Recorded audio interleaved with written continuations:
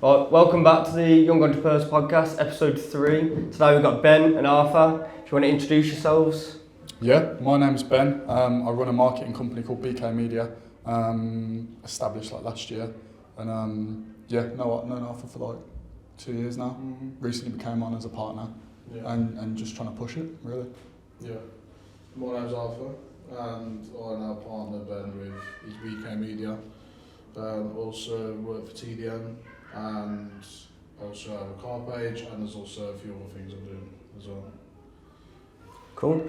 So did you experience anything earlier on in life that you made you realise that you wanted to go into entrepreneurship? I'll take this one.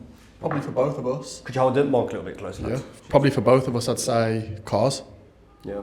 I remember when I was younger, I used to watch Pimp My Ride, MTV Cribs, back in the day, and I used to just see all these big motors.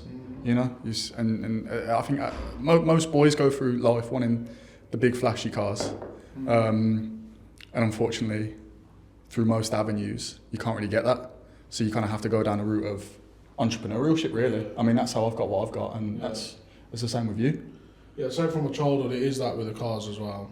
But also seeing other people when they have better things than you, whatever. Because we weren't a rich family or anything. It was just like a standard, state-of-the-art family, whatever. No, not got loads of money or whatever. But then you see other people, you're like, no, I want to get more than that. Why can they have it and I can't, sort of thing. So, and then more recently, it's even more cars then, because then the more you surround yourself with better people as well, and then they're buying Lambos and stuff. You're like, oh, fuck that! I want a Lambo as well. Yeah.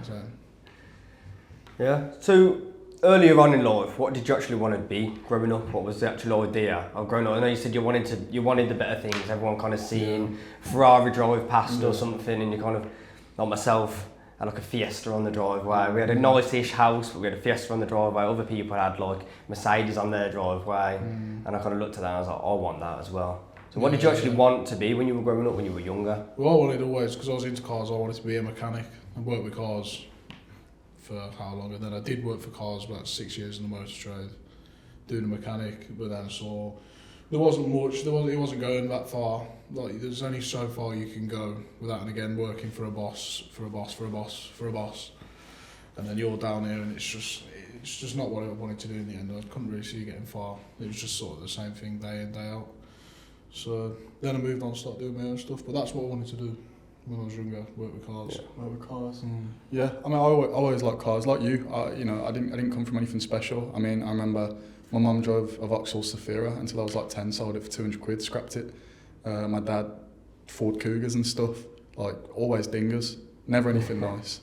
But when I was younger, I wanted to be honest, I wanted to be an artist. I wanted to move to Japan, OG. That was my first wish. That would have been class though. Yeah. To be fair, it's not exactly a bad backup option. You still do your art? No, it's not. I stopped it in school. I took it for GCSE and I hated my teacher, like everything. I was good at maths and I hated my maths teacher. So you hate your teacher, they just ruin your dreams.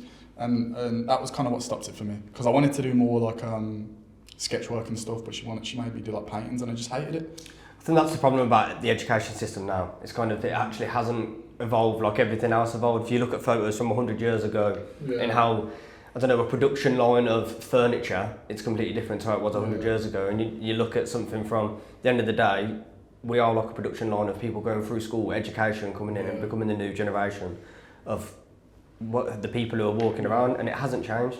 They'll force you to do, this might be controversial to some people, but they'll force you, like you say, they'll have to do what they want to do. They will teach you what they want to teach you, and you can breach out a university and learn what you want to learn, but it shut down a lot of your creative mindset, didn't they? So it's like in history, I hated history, but there's a lot of things about history that I'm interested in. So there's some, I don't know, there was some in history. There was some boat that went missing at sea, and then they found it. It sounds random, but they found it. But that was a historical thing, and then what happened. I was really interested, and I learned just because I was interested in it. I learned how much about it. But in history lessons, it was just you need to learn this, and that's it, and you need to learn that. And I think it shuts down your mind really, because then you don't want to do it. But if they let you and they says pick what you want to do and learn it, come and tell me, then that's better. We are living in a day and age now where you can pretty much learn everything that you want to learn. It's all online. Like when I started learning about marketing, it was all myself. I went out and found I found it online, and most of it was free.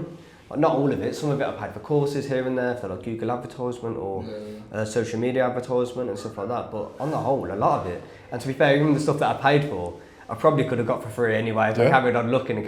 But I knew that was a niche that I wanted to go into, and I found someone who was good at it and someone who had a good reputation, a good review. So I followed them. Yeah, they teach the topics that you're supposed to learn, what they tell you and the system tells you and all that, what you need to learn to then go and do a standard job, like go to uni or whatever. But most people know you don't get that far going into uni. A lot of people don't actually work their job that they went to university for, man. It's sad, that is. I mean, I did 3 years. I did 3 years at Derby Uni, living at home. Policing and investigation. I was going to be a detective, majored in murder and homicide, and I was going to go straight into the force and do, I know, and do 2 years on the beat and be a detective. And then I went to camp. I did Camp America after uni. I came back and I didn't want to work a job that depressing for 20 grand a year. No one would. No. Do you know what I mean? The pay bands now is actually insane for some of the jobs. Like you can say NHS, for example, a nurse. They are doing some of them like 16-hour shifts, something insane hours. Yeah. I've got a family friend. He's just going out to Australia being a nurse, and he's earning like double the amount. Yeah. I think so. Don't quote me on that, but I think he's earning around a lot more money than what he was earning in the UK. The NHS in the UK, they just don't pay the amount of money. Yeah, they get more funding in America, and don't they? As well, you have to pay for the healthcare. Yeah, a lot of them. Oh no, sorry, Australia. They have free healthcare, but everything out there is just. Better. It's just better. I haven't been myself, my sister's been, but I haven't been. Anyway, moving on from that. So, as a new business owner, has there been anything that's happened that's sort of like already showed a struggle that you encountered struggles along the way already as like quite a new? Like, how long have you been into it? Sorry, how long have you owned it? Just over a year. So still really new, to be honest. Still learning. I mean, 10 years down the line, I'll still be learning. But the biggest struggle for me, because obviously you've jumped in late, but from getting it off the ground, I would say for everyone is not even necessarily that, finding your first client. I think for most people it's finding your first client. People can pull on, like my first client actually was a word of mouth referral, so I was quite lucky. But you know, for people that are out there and think, oh, I'm going to do cold calling, I'm going to do cold emails, a lot of the times now you can go on YouTube and try and find a way to do that, and there'll be some guy who's promoting his AI software that's going to get you 0 results and you're going to be out of pocket. Ultimately, you have to do it on your own, and people are afraid of rejection naturally. So calling up people every single day, 100 people a day, and getting 100 no's, even though you've got what you think is a good script, it can turn people off. It's hard. As another marketing company, it's horrible. Even like sending out emails, them sales emails, and sending things out, and you think, I could send out sit here and I could send out 200 of them, and hopefully one will come back, and sometimes nothing come back. So that I got on here saying, like, do you feel a lot of pressure from it? And obviously being in the same field, that pressure sometimes when you sat there and it's like, this is all you want to do, but at that very start it's kind of, I need to make sure I've got clients, otherwise I can't pay my bills. So how did you deal with that pressure that you had? Do you know, it was tough. Obviously I'm in a relationship, and it was tough on the relationship because I had to spend a lot of my time working, a lot of my time away from family, a lot of my time away from friends. And it does at some points get the better of you.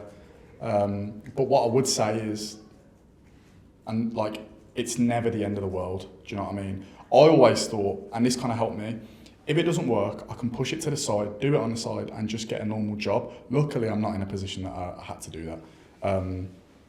I was fortunate in getting my referral, getting my word of mouth client, and then I just built it on from there. So I think stress is probably the main killer of businesses, early deal stress. Yeah. Because if you can't handle those first few months patience. Yeah. There's a lot of people expect something to take off straight away. They think they've got this great idea, so then they put it out there and try it on, and then it doesn't work straight away. So they're like, "Well, I'll give up. Oh, it didn't work."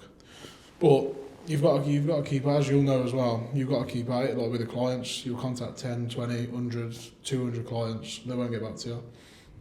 After about 10 or 20, a load of people go, no, this isn't working, what's the point? We're in a world now where it's full of marketing, full of all these other small businesses constantly getting contacted. It's making yourself stand out from them crowd. I think that was one major importance of us getting this office space was for the fact of we were 21, 22, 23 now year olds. How can we get taken seriously? We actually had a meeting with, I can't remember his last name, Ben. He owns a multi-million-pound meeting. We spoke to him. I actually asked him the word of advice. I said, like, do you reckon we should get this office?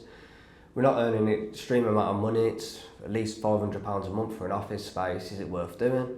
Because 500 quid, still 500 quid. And he was like, well, you get took seriously. It's somewhere for people to come. If we have a meeting here, it looks important. But 23-year-olds, if they were like, had no idea what we look like, and they've came in here, and they've seen and sat down with 23-year-olds, okay, they're young, they've got the head screwed on, they've got the priorities right, and that's why we've done it. The first key is to selling anything, especially in business. You got to sell yourself before the product. First impressions, business. It's massive. So what advice would you give to a young entrepreneur starting out something like what we've got going on, or what advice would you give them to try and find their first client? To start out, I would say, first of all, you have to want it. If you don't want it badly enough, you will give up. So if you're in a position where you know you want to be an entrepreneur, you know that you want to own your own company and see the success, you have to want it. And then if you want it badly enough, everything will fall into place because you'll put the time in, you'll put the sacrifices in. You won't care what people say, you won't care about people judging you. You might make a YouTube video or an Instagram video with your face and you might think, oh, these guys from school are going to laugh at me. Don't worry about that. Put everything to the side and just focus on you, because in 10 years down the line, you're going to be in a place where you want to be. And if you didn't do the things to get there, you're going to regret it. It's not even 10 years down the line, really, because you see everyone says that and everyone says, like, oh yeah, you do this and graft, but then 10 years down the line you'll be laughing. They're thinking, well, that's 10 years away. But really, it's not even that far, because it could be a year, it could be 6 months. And as soon as you may think of them people, a lot of people that like take the mick out of it and say, like, oh, what are you doing that for? That's just because they're jealous, because they haven't got the get up and go to do it. And then 6 months down the line they'll say, oh, what's going on? Can you get me a job there? Because I've had loads of people message me saying, oh, can you get me a job there? I need some more money in that. But at the start, everyone's like, well, why are you being born? Everyone laughs at the start, don't they? You're an idiot until you're a genius. No, that's true. And then in terms of getting your first client, I think what's super important is using your network. Even if your network is just friends and family, there's going to be someone, they say, and I don't know how true this is, but I think it is really spot on. You're only ever 5 people away from someone, no matter who it is. So there's always going to be ways for you to use the people around you, even if it's your mum who doesn't necessarily, she might not even work, or your dad who works in a chip shop. He'll know someone that comes into that chip shop that owns a business. So just rinse your network. Ask absolutely everyone. Network's definitely. Network's the biggest part of anything, I'd say. By far, our first client, I believe, if Alex there, our first client came from, we put a sign outside my local pub. I've been going there since I was about 9 years old, my dad. And I thought, I'll go and ask, what's the worst I can say? Is no. So I put this big sign, big blue sign outside of their thing, drilled it in. And then we got just like social media management and stuff, because these people have known me since I was a kid. And they were interested in what I was doing. Because at the start, when I said, I was like, I'm going to start doing this.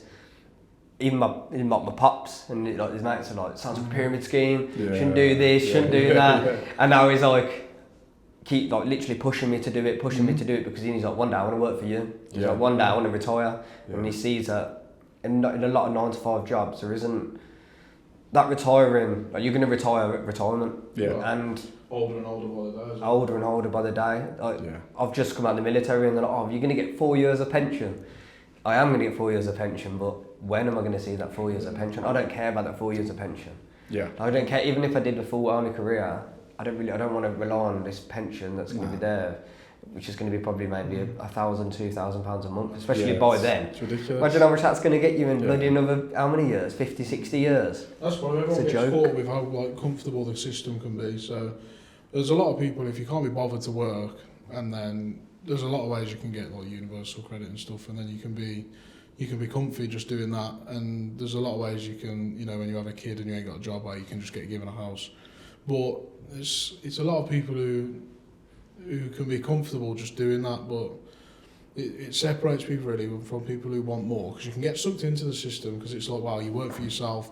It's not always better working for yourself in a way, because it's a lot more stress. A lot of risk. It's a lot more stress, a lot more risk. There's a lot more sacrifice. I mean, you risk, like, for one, you're risking your own capital. Yeah. And that's a major risk. Risking your own money on something. When you get like sucked into the system, you get your taxes done for you, national insurance, pension. You get paid within a margin amount each month, so you know what you're getting. Yeah. Whereas for yourself, you may take nothing, you may take losses. It's a massive stress, because the fact of me being able to get a mortgage now, like, I was sat on a bit of money from inheritance, and I was like, oh, well, I could put a deposit down in a house, or I could do this. But doing what I'm doing now, I'm going to have to show books for at least 2 years that I can definitely pay that. And being in the line of work I am, like, some months I can bring in a good amount of money, and then some months nothing. So it's this life of being not knowing 100%, but that's what I think you have to have, that drive. Like I said, it's for you or it isn't. If it's not for you, go work in employment. There's loads of jobs that are actually genuinely good for you. But if you're sat there every day going, I wish I did that, just get up and do it. Yeah, if you don't, you're going to regret for the rest of your life. 100%. Yeah, 100%. So moving back to like your business now. So what would you say is one of the best effective tactics you've had for growth? Consistency. Yeah. Regardless of what it is. If you want to run loads of ads, consistency. If you don't necessarily have the money for ads, post, consistency. It's clear, because if let's just say you've got £1,000 to spend on ads, and you spend it on ads, but your campaign runs out, it's dry, and you can't re-up on the ads. Like, what's that going to do for you? If you post twice a week, what's that going to do for you? Do you know what I mean? So I think with anything really, with the gym, with learning, anything like that, the main thing you need to keep into account is consistency, regardless of how you want to push your things. Yeah. We push a lot of our things, again, through word of mouth. We've only just recently, in the past few months, decided to go online, website, properly pushing our socials, because before that, we were pushing word of mouth consistently.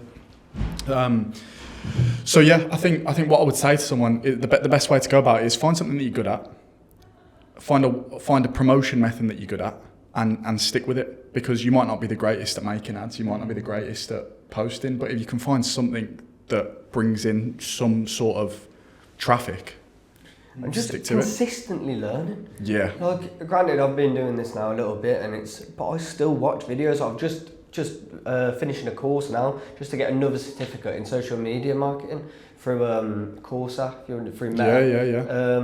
So they'll give you like a social media certificate as well. Yeah. Something you can put on your website, something you can further your education into it, because as much as, yes, now we can build the websites, we can run the ads for people, we can do that, make the logos, we can do all of it, but there's always a bit more. Yeah. Alex is great at web design, amazing.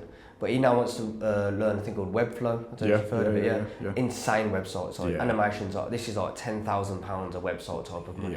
Insane websites. But even though he's amazing at WordPress and Shopify and stuff, like wherever else we're building the websites, it's something even better. Yeah, 100%. You just got to keep learning. You got to keep going, and there's going to be a client that's going to want something bigger.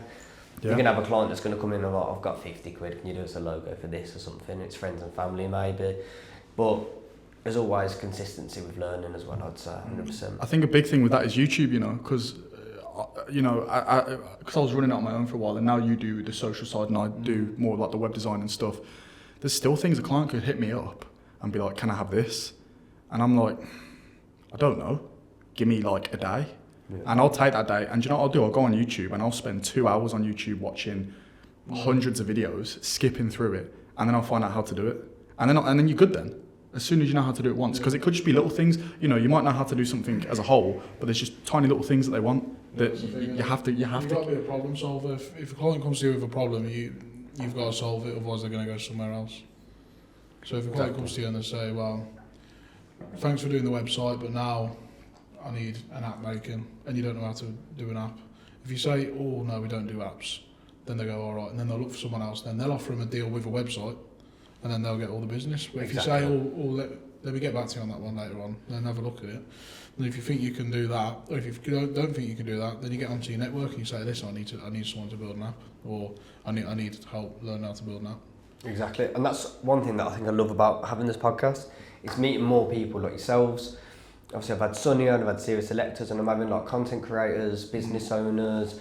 Because at the end of the day, nowadays, realistically, an entrepreneur isn't just like what we do. Yeah. These people who are making videos online on TikTok and owning their brand, they're making a killing. Oh man, yeah. So I would love to have all these people on, and this is building my network up. Yeah. Hopefully, it builds yours up.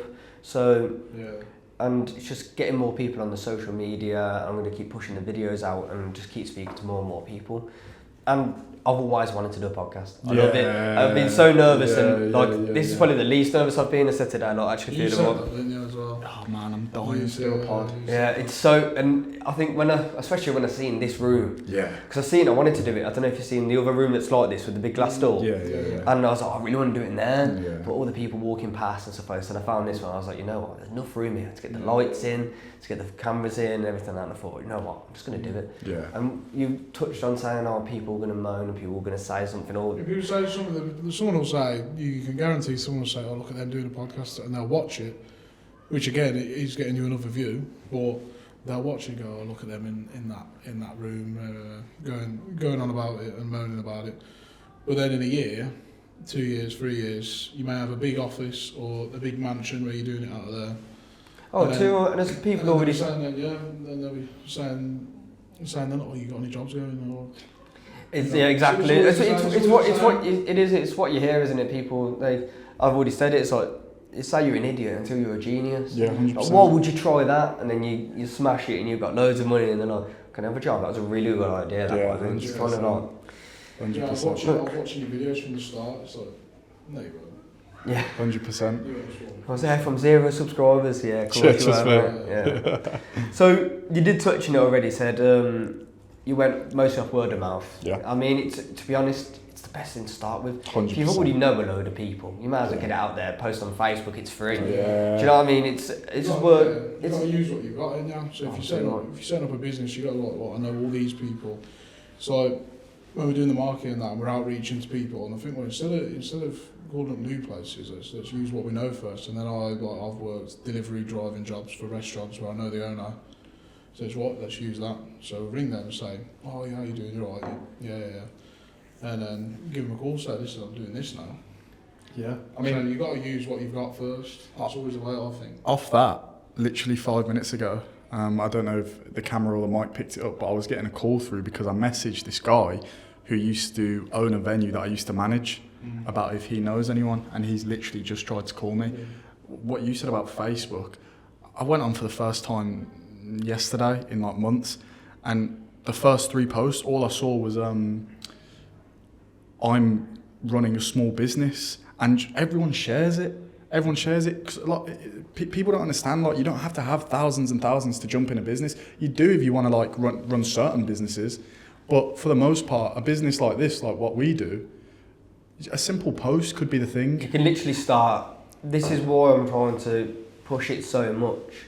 The whole thing, obviously, being Young Entrepreneur podcast is actually getting these younger people to see this light of they don't need to do. I'm not saying quit your job. Yeah. I'm not saying that at all. I'm saying find a little side hustle that's online, that costs not much to start. This cost us pretty much nothing to start. And now we've got to a point now, after a couple of years, that we've got an office space. Yeah. And it's, like we said, it's not, maybe it isn't 10 years, because I remember 2 years ago, this was a dream, it weren't even anything. Now we've got an office, it's kind of like, right, I want a bigger office, I want this. So you just have to keep building and what you're trying to do. That's another reason why a lot of people fail, because they see like a dream, and so they think, oh yeah, they'll see a video of, like, you know, the cinematic videos of the yachts and the jet skis and the Lambos and stuff like that, and people are like, yeah, that's what I want. But then people think, oh, how am I going to do that? But you can't think like, you've got to think, right, I want to quit my job, so you've got to think, I need to earn a little bit more money so I can cut down to part-time. And then after that, right, I need to earn a little bit more so that I can quit that job and have all my own time to myself. And then it's what you do with that. Right, I'm earning $1,000 a week from this. a little 100 less than I was earning, but it's for myself now. Yeah. So it's how can I build on that? And then build and build and build, rather than saying, oh, I want to settle this, I've got a multi-million-pound idea. You can't think like that because it never works. You always try and run before you can walk, and then it just... Well, you see it on Dragon's Den, don't you? That exact thing. I've got £1 million idea. They're going to go, that's enough, mate. Take it away. And like, oh, that must be a killer to go in and do that. But I even said to you yesterday, like, the whole reason I've got this is to show that we can do it from kind of nothing. I mean, we started an Amazon FBA business, completely failed, and now we're donating all of that product to my primary school. You've got to fail. So you've got to fail. If you don't fail, mate, you're going to learn nothing. Nah, People are afraid of failure as well. That's the problem. Yeah. They think, well, I don't want to start this and then I lose 100 quid or something. Well, so what? You learn then. You learn that, okay, well, what did I do wrong there? Why didn't it work? And then you fail that. You do something again, and then you do that right, but then something else fails. Okay, that failed. So what do I do? If you don't fail, then you won't succeed because you have to learn things. Yeah, that's true. You have to. That's true. But obviously, you were saying about you want kind of like these young people to be like, oh, look, you know, they can do it, we can do it. I don't know how much time you spend on Instagram, right? But now what I'm seeing, even TikTok plagued with it, is how to make 10,000 a month. And it's always 10,000 a month. Always 10,000. And it's like, I think one of the reasons why a lot of people aren't getting into this now is because it's almost like toxic, you know. If I'm on Instagram and every other post I see some random guy from America, always America, saying, oh, use this AI software to do this to get 10 grand a month. And it's just like, people will see this constantly and be like, oh, it's so easy. They'll try it, make no money, and be like, oh, maybe it's just not for me. I think it's all the motivation of trying to get young people to earn money. Most of the people that are trying to get you to do that are just earning off you. Yeah. They don't want to help you, they don't care. Just getting money from referrals, aren't they? A lot of them go to, say, Dubai or whatever, and they'll use all their savings that they've earned from whatever to go to Dubai, rent a Lambo or whatever, and get a picture with it. Or not even their Lambo, they'll find one out, because obviously Dubai's full of supercars. They'll go and stand by it and get a photo. Yeah, rented this, and then like join my course to see how I'm living this life now.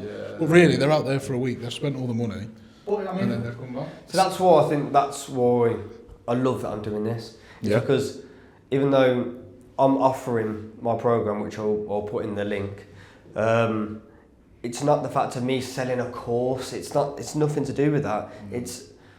I'm helping them start an online company only from nothing to something for the first client. And the whole thing of these Instagram videos, it's shit. Yeah. Because they are just doing that. They're going, sell my course, getting your money, scrapping the idea. With this, they get to see who I am, what I do, get to see who my guests are, what they do, and the actual hardship of how going from that 0 to 10k, not that 10k to 100k with the Lambos and everything like that. They get to see people who are in the struggle still, working and grinding, having to do the cold calls. People who've got Lamborghinis and that, they probably, maybe some of them still do the cold calls, but they probably don't need to. Nah. You've got someone doing that for them. They need to, these people need to be able to see people like ourselves. Yeah. That will put in the grind in every single day, editing the videos ourselves, calling them people, emailing them people, making the content. They need to see that. The late nights. See it's real. That's how you get it. It's better for people to follow it and then take ideas as well. And then once they're building, then maybe they jump on the podcast and say, I've been watching your podcast for a while, and I was following some of these bits, and then I've learned some things from it, and then you can share ideas, and then you can then grow off that. Rather than following the, as you say, the TikTok pages and the Instagram pages with all the Lambos and that, it's like, well, I'm a millionaire now, look at how I did it. It's great to see the end goal, isn't it? It's great to see the end goal. You can't teach someone how you've become a millionaire. You can't teach them every step. You can't. There's so many things you'll need to be earning 2k a month for yourself. And that's why they're better off seeing these starting steps that we talk about. Yeah. It gives people a bit of motivation, a bit of hope that they can do it, instead of just seeing all these people like say, well, what a cash in the van going, oh, this is how much money I've made today, and it's like from nowhere. They're just on their Instagram page, the first post is a Lambo. Lambo. But if you go down, if you're then in a year, 2 years posting with your Lambo and that, but then you scroll down and then you can share one of your first posts and say, this is where we started. We started talking about it. Had a Citroen C1 in the first row. Then he might have had a BMW. Then he had like an RS7. Just steps it up. And then he had this, So it goes to show the steps of what it is. Definitely. Have you got lads come to the end of the time we're allowed to be in here. So if you lads got anyone you want to shout out, any social medias that you want to shout out, they will be linked in the bio anyway. But is there anyone you want to give any shout outs to? Well, we can shout out the car pages. I've got one. Go on. The Devil's Detailing. Yeah. A friend of mine, a friend of yours, based out of Yox, also local to where, you know, around the area, does the best detailing ever. I mean, don't get me wrong, I've got a nice car myself, and he literally, I cannot give him enough praise. The Devil's Detailing. Yeah. He's just unbelievable. Another valeter that we know, A-star, really good. A lot of it would be cars, yeah, obviously ours. Yeah. We've got Absolute Madness, the content page, Modified Mids, Modified Madness, yeah, rebrand for an events page. But that'll be in the link, anyway. Yeah, all of them being linked. Yeah. Your personals will be in the links and everything. Cool. Right? Cool. All good. Yeah. Happy days, lads.